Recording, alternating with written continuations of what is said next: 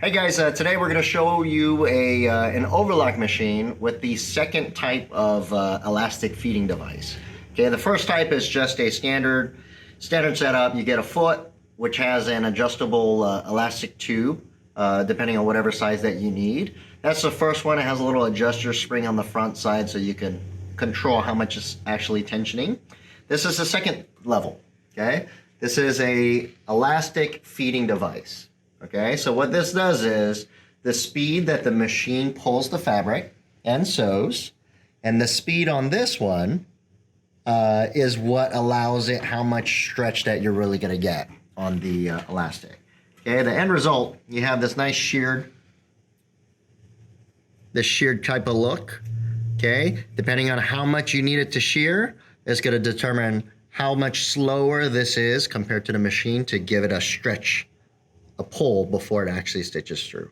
Okay, so this is a second level in the elastic feeding device setups that you can do on an overlock.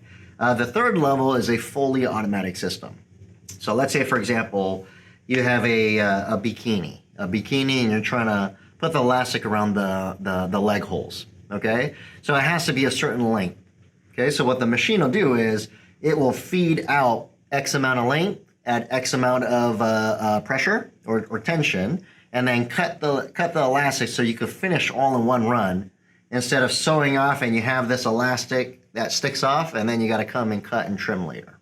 Okay, so it's a lot more cleaner effect. You don't have to fummage around with the elastic. It feeds it out, cuts it, it feeds out a little bit for your next run so you could just start right away. Okay, so that would be the third version, which we will make a video coming soon.